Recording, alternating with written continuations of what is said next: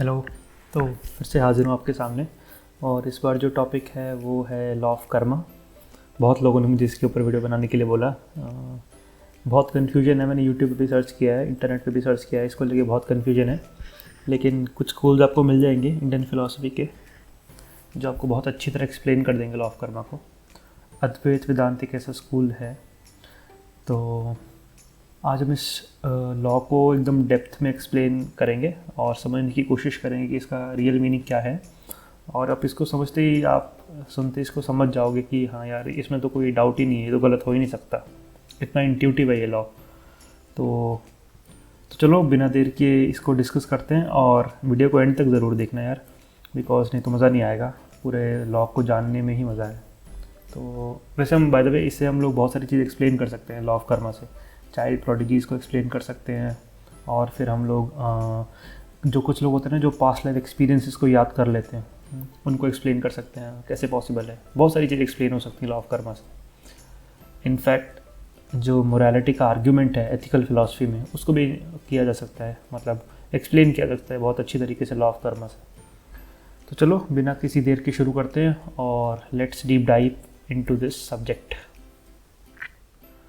तो यार इसको समझने से पहले हम ये समझ लेते हैं कि हैबिट्स कैसे बनती हैं। ओके। तो होता क्या है कि जब हम कोई भी चीज़ को रिपीटेडली करते हैं या फिर किसी भी चीज़ के ऊपर ध्यान देते हैं, we give attention to something, तो क्या हमारे माइंड में एक काइंड ऑफ सिग्नल जाता है कि तो ये चीज़ इंपॉर्टेंट है, इसको आप ध्यान में रखो। समहाउ हमारे सबकॉन्शियस में उसका इफेक्ट पड़ता है और वो वहाँ पे चीज़ें ज़्यादा देर तक स्टोर्ड रहती हैं। रफली मैं आपको मैकेनिज्म समझा रहा हूँ। तो इस तरह से हैबिट बनती है। आप जिस चीज़ को बहुत बार करोगे, एक बार करोगे, दो बार करोगे, तीन बार करोगे, रिपीटेडली करोगे, तो हमारे ब्रेन को ये सिग्नल जाएगा भैया ये चीज़ इंपॉर्टेंट है, इसको आप ध्यान में रखें। तो इस तरह से हैबिट बनती है। ठीक है। तो ये मैकेनिज़्म आप अपने दिमाग में ज़रूर रखें, ये बहुत काम आएगा लॉ ऑफ कर्मा को समझने में। तो इसके बाद हम समझते हैं कि कर्म जो है उसका मतलब क्या है। तो कर्म का मतलब होता है एक्शन। अब एक्शन मतलब कि कोई भी चीज़ का होना एक एक्शन है। तो अगर मैं चाय पी रहा हूँ तो वो एक एक्शन है, अगर मैं टीवी देख रहा हूँ तो वो एक एक्शन है, अगर मैं कुछ सोच रहा हूँ तो वो एक्शन है, अगर मैं मेडिटेशन कर रहा हूँ तो वो एक्शन है। कुछ भी, वो मेंटल भी हो सकता है, फिजिकल भी हो सकता है। फिजिकल एक्शंस खेलना, कूदना, खाना खाना, राइट, घूमना, ये फिजिकल एक्शन है। मेंटल एक्शंस सोचना, राइट, ओवर थिंक करना, और मनी मन, जेलसी, हेट्रेड, ये सारे मेंटल एक्शंस हैं। तो ये सारे कर्म हैं। तो ये सारे के सारे लॉ ऑफ कर्मा के अंडर आते हैं। ठीक है। तो अब देखते हैं कि लॉ ऑफ कर्मा और ये हैबिट वाले में रिलेशन क्या है। तो होगा क्या कि लेट्स से कि आपके मन में कोई जेलसी का वो आया, थॉट आया, ठीक है, और आपने उसको अटेंशन दे दी, यानी कि आपने उसको साइड में नहीं किया, तो आपने उसको ज़ाया होने दिया। ज़ाया होने दिया का मतलब क्या हो सकता है, आपने स्पीच से नहीं बोला या कुछ बोला नहीं, लेकिन दिमाग में आप उसको एंटरटेन कर रहे हो, तो आपको दिमाग को सिग्नल क्या जाएगा कि ये चीज़ इंपॉर्टेंट है। तो व्हाट इट विल डू, वो अपने सबकॉन्शियस में इसको स्टोर करेगा। तो ये साइकिल है। तो जिस चीज़ को आप अटेंशन देते रहोगे तो होगा क्या कि हमारे संसार में से, संस्कार मतलब कि जो हमारी टेंडेंसीज है, यानी कि जो चीज़ पहले से स्टोर्ड है हमारे सबकॉन्शियस में, तो वहाँ से कोई भी एक चीज़ ऊपर उठ के आएगी। ठीक है। अब ऊपर अगर आप उसको अटेंशन दे देते हो तो वापस उस संस्कार में चली जाएगी, स्ट्रांग हो जाएगी, राइट। अगर आप उसको अटेंशन नहीं देते हो, शट डाउन कर देते हो, तो वो साइड में गिर जाएगी, करेक्ट।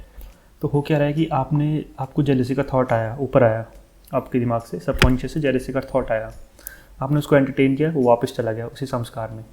अब क्योंकि वो वापस संस्कार में है, उसी एरिया में, सबकॉन्शियस में, फिर वो वापस आएगा, करेक्ट। आपने फिर उसको एंटरटेन दिया, तो ये सर्कल है, ये स्ट्रांग होता जा रहा है, स्ट्रांग होता जाएगा, स्ट्रांग होता जाएगा। ठीक इसी तरह जेलसी का थॉट है, वैसे ही हो सकता है हेट्रेड का थॉट। आपके दिमाग में हेट्रेड का थॉट आया और आपने उसको स्पीच से ज़ाया कर दिया, किसी के ऊपर गुस्सा कर दिया, तो हुआ कि आपको दिमाग को सिग्नल जाएगा दोबारा से, अरे ये चीज़ तो बहुत इंपॉर्टेंट है, तभी मैंने इसको अटेंशन दी, करेक्ट।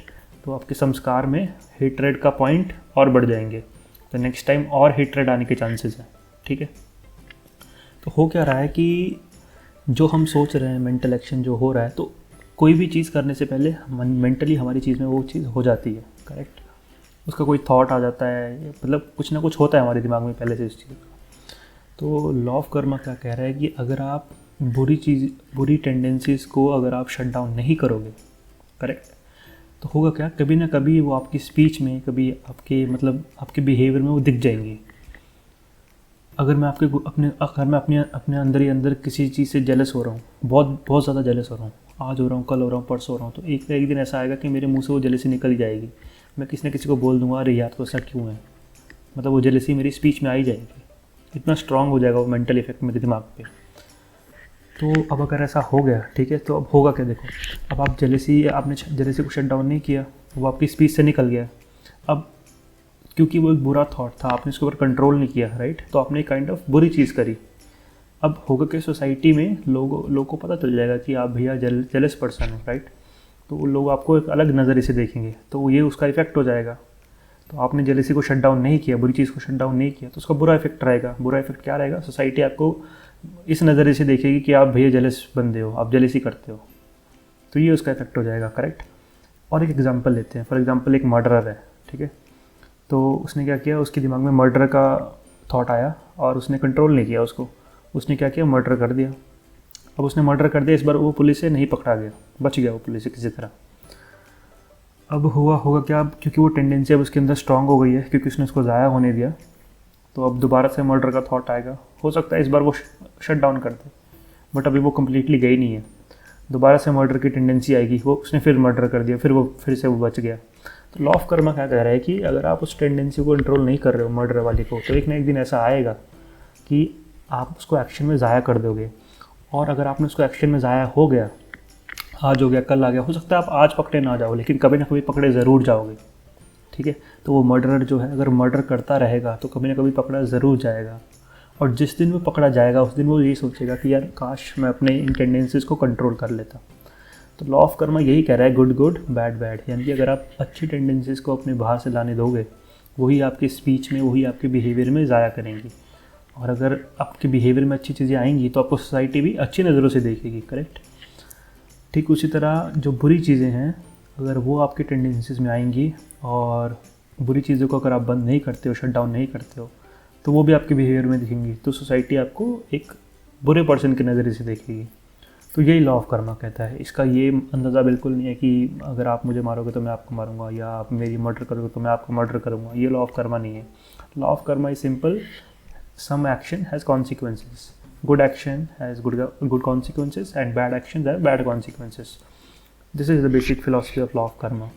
So ये साइकोलॉजी से एकदम डीपली लिंक्ड है, तो अगर आप साइकोलॉजी को अच्छे से पढ़ोगे और लॉ ऑफ कर्मा को अच्छे से पढ़ोगे और थोड़ी सी आपको अंडरस्टैंडिंग होगी कि ये हैबिट्स कैसे बनती हैं, और थोड़ी सी आपकी अवेयरनेस भी होगी कि कैसे थॉट्स आ रहे हैं आपके दिमाग में, तो आप डेफिनेटली इसको बहुत अच्छी तरीके से ग्रैब कर पाओगे और इसे सीख भी पाओगे। तो अब इसे चाइल्ड प्रोडिजीज़ को कैसे एक्सप्लेन करते हैं, या फिर पास्ट लाइफ एक्सपीरियंसेस को कैसे एक्सप्लेन करेंगे, ये हम किसी और वीडियो में देखेंगे।